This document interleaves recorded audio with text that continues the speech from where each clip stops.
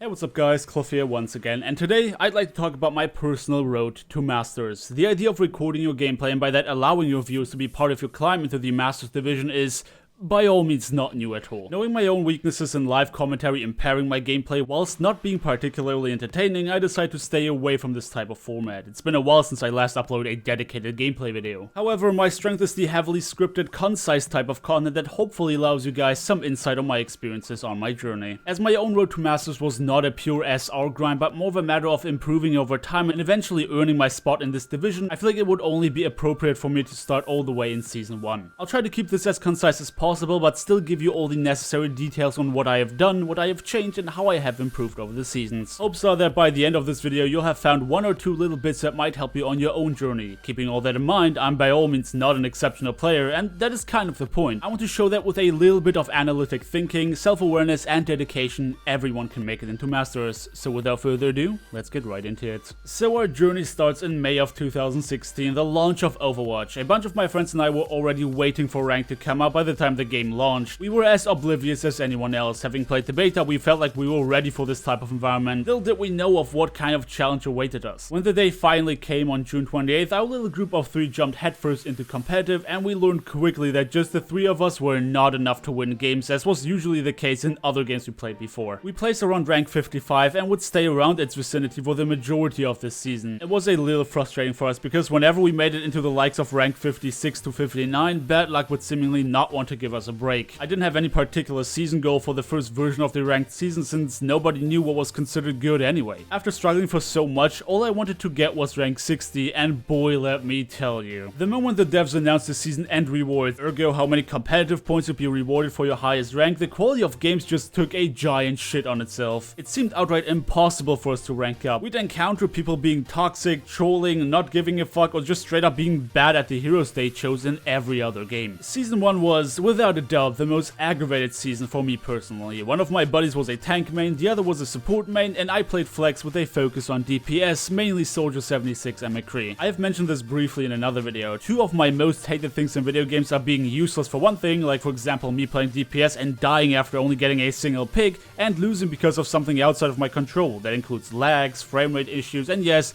you guessed it, bad teammates. So you could guess that I was pretty much non-stop tilted throughout the majority of Season 1, and on some point I just got tired of that. While usually always queuing in the team of 3, I decided to just roll the dice at the end of the season. I would solo queue and always insta-log Lucio whenever possible. I would literally never get mad when I played Lucio. My friend who's also a support main and I kept making jokes about how you can play this hero one-handed. It was only very rarely that I still picked up McCree to try and secure wins, and I usually did that during the right games where I did get the necessary cover to do my plays. So eventually I made it to rank 61 before the season ended. Season 2 came around on the 6th of September, but because my friends and I want to get a feel for what rank we can expect from it, we decided to go on the PTR and do our placements there. Our goal for that season was Diamond, and well, before they tuned to play some matches with the launch of Season 2, we did place in Diamond. We were aware of the fact that on the PTR there's a lot of trolls and people leaving or not giving a shit, so we knew that we could expect to be placed somewhere around Platinum if the PTR was any indication at all. And exactly that happened. We played all of our placement matches together and ended up around 2.6k Platinum. Saying that the only reason I was not in Diamond at that time was because of elo hell or something would simply be wrong. The fact of the matter states that at the start of Season 2, I was not good enough of a player to be in mid to Diamond. Well, the tilt fest continued as I kept playing flex with the most hours on McCree. The most infuriating thing about all of that was that once I had gotten a taste of solo queue, I wanted to do it some more, and I got this false perception that it was easier than playing in a 3-man stack. Even though I was still tilting regularly in the first half of Season 2, I was always painfully aware of me underperforming, which, to be fair, was probably what pissed me off the most. I felt bad for my friends in TeamSpeak having to endure my angry yelling all the time, and me underperforming wasn't helping us either. And this is where the big change starts to happen somewhere in the midst of Season 2. I realized that the support heroes were naturally way more easy for me to play. I just had some sort of affinity for those characters that I didn't need anywhere near as much practice as with a precision-based hero such as McCree.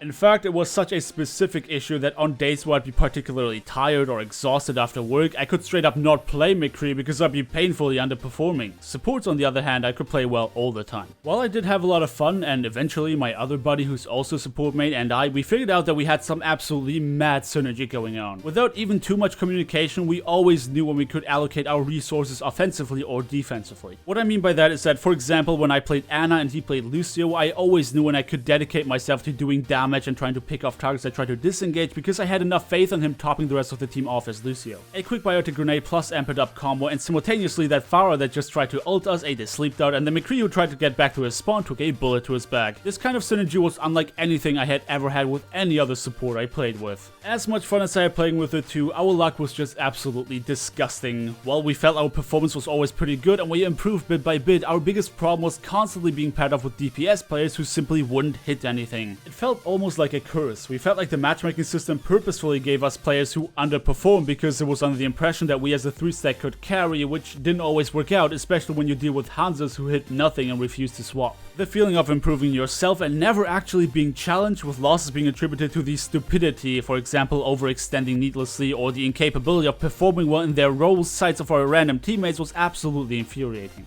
In Season 1, even when I got mad, I could still tell whether or not we lost because I underperformed, and I knew that this was the case for a fair bunch of our matches. In Season 2, when I finally felt like I found my best heroes, I always saw my team constantly misplaying and underperforming. Don't worry, I am aware of how that sounds. The typical "it's always my team's fault" excuse while not playing well yourself, and it's absolutely impossible for me to word it in a way that makes it sound any more believable than any YouTube comment you have seen before. But well, I'm not here to convince you with words, but with results. As my friends had less time to play than I did, I started solo queuing a bunch and slowly ranked up bit by bit in between our play sessions. Eventually, with 1.5 days worth of almost non-stop ranked grind, I managed to rank up from 2.8k platinum all the way into 3.2k diamond in solo queue. There were two issues I had to combat on my road to Diamond around the SR that I got stuck on. For one thing, a lack of coordination, and for another, a lack of damage. So what I have done was either playing Zenyatta or Ana all the time, and short calling as much as necessary. Whenever I picked up Zenyatta, I would call out my discords. Whenever people didn't follow up, I just discord whatever I saw they were already hitting anyway. When I played Ana, I took advantage of the fact that players around this SR are less confident, and by that, less aggressive in their playstyle. With a less aggressive playstyle, less healing was required outside of teamfights, which means that I could often snipe single targets before we even engaged, giving us a huge advantage in the following teamfight. Over time, I would grow to become a very confident player on Ana, Zenyatta, and Lucio. Playing support allowed me to take a step back, analyze the situation, and learn from my teammates' mistakes. Recording my gameplay also helped me learn from my own mistakes, and trust me, it makes a massive difference. So if you got Shadowplay and a hard drive to spare, do try to watch your own matches back. You'll be surprised over how many shots you actually missed throughout the entirety of a match, and how many things you could have done better that you didn't even think of at the time. Well, Season 2 came to a close and I pretty much stopped playing with my friends solely for the fact that whenever I played with them, we just had the most awful luck.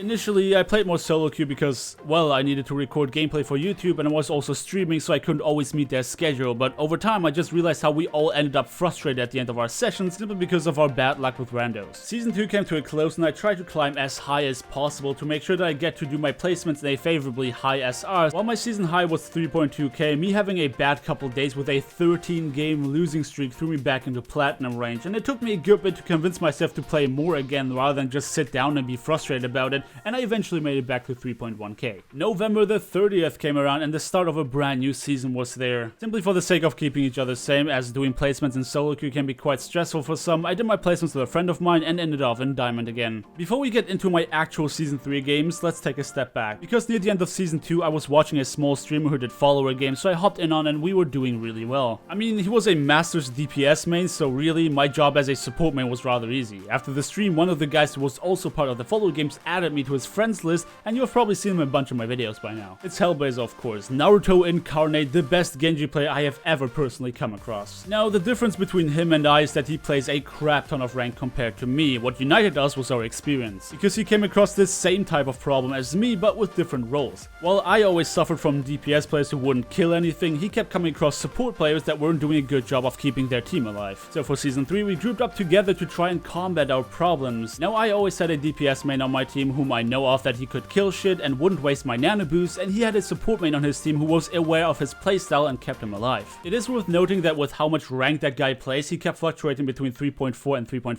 KSR, so he dropped in and out of Masters constantly. And I'll get into why that is in a bit. Full disclaimer, this is the part where I sound even more cocky than in the entire rest of this video. Once I found my mains and got some experience in, I never felt mechanically challenged, neither in Platinum nor lower diamond. I simply stopped losing games because of my own incapability to perform well, as was the case in Season 1, and it became more of a dice rolling game for whether or not I get a team that actually matches diamond standard, rather than getting there by sheer luck or a broken placement system. I played with a couple of friends before finally being able to match Hellblazer's schedule, and together we made it into 3.3k with relative ease. Then the challenge started, because the two of us started to try and push hard for SR now in Season 3. My goal for Season 1 was rank 60, the goal for Season 2 was diamond, and I achieved those very close to the end of each season. Now my goal was a little bit more ambitious: Masters. With a good bit of effort, the two of us managed to play ourselves into Masters SR, meaning our group rating. Remember when I said I never felt mechanically challenged on Platinum and Diamond? The first game I played where everyone was in Masters rank and I was the only one in Diamond with 3.4k, I was stressing the fuck out on Ana. The biggest difference between Diamond and Masters is sheer confidence. Those players have a tendency of being way more aggressive, which required a metric truckload of additional healing that I never had to do before. I was at the limit of my own capabilities. In fact, I had such trouble keeping up with their aggressive playstyle that on the first match on Hollywood, after we barely managed to win that on defense, I swapped to Lucio and let the other support have Ana, assuming he had more experience with the playstyle in this SR since, well, he was also a Masters player. And well, that was a good choice. We managed to win that game with an absolutely insane overtime tiebreaker and everything was fun and dandy. And kind of the same thing happened in the next match. It was after those two matches that back-to-back were so difficult for me to keep up with that I realized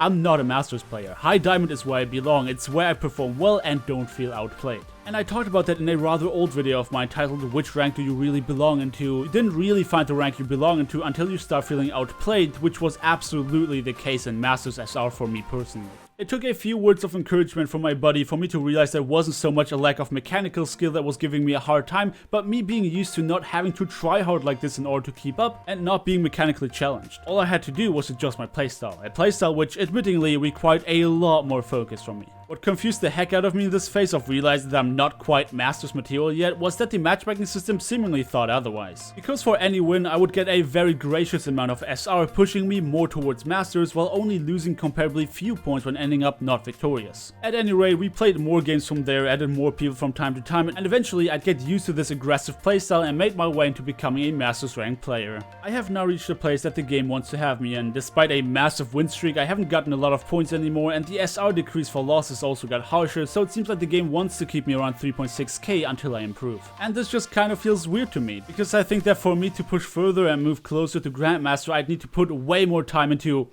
well, actually playing ranked. I would also clearly feel the limitations I have in GM and that my aim is simply not good enough to keep up with the players that are this high up in the ranks. At the end of the day, I'm happy that I reached my season goal, and I'm glad that everything I learned along the way added up to enough for me to be good enough and push for Masters rank. While simultaneously, I also kind of lost my drive to want to improve. As I said in one of my more recent videos, I have no desire to become a pro player, and in order for me to become good enough for a spot in Grandmaster, I'd have to dedicate way more time in practicing and improving on a mechanical level. So right now I'm kind of left with this sort of attitude that makes me feel satisfied enough when playing like 5 ranked matches a day. I just feel like any more would unnecessarily annoy me when having to deal with the egos you come across around this SR. Aside of that, this meta we're currently in is probably the most annoying one I ever had to deal with. Triple tank on ladder is more about endurance while waiting for the others to make a mistake than about skillfully outplaying each other. The buff of Symmetra and Torbjorn has also made this particular season especially annoying to deal with. Trust me when I say that getting to low masters really is not that difficult when you're already in Diamond. A lot of people in that SR got there by sheer mechanical skill. They're good shots, but they know fuck all about the game. Even simple things like countering or regrouping, and most importantly being so overconfident that nobody wants to swap, are massive problems. And that's why Hellblazer had such a hard time getting out of low masters in solo queue. At times the quality of matches feels as bad as Platinum. I'm saying all these things in a very generalized manner, but of course there are also legitimately good players to be found, as my first experiences point towards. However, we made sure to increase our chances of getting past the low masters choke point by playing in a 4-man pre-mate.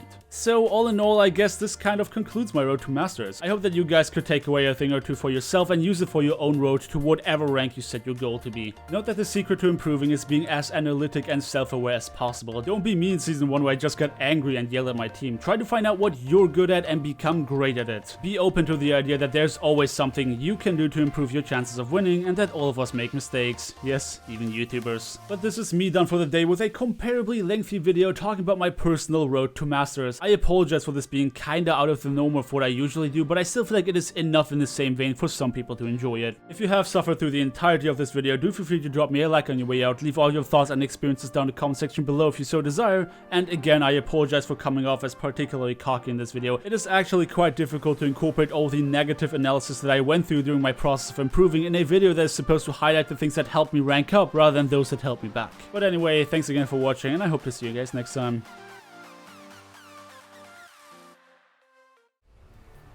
That's how played. Final score. Try to stay positive, man. If you get mad, you play worse. Yep. You're true, Cliff.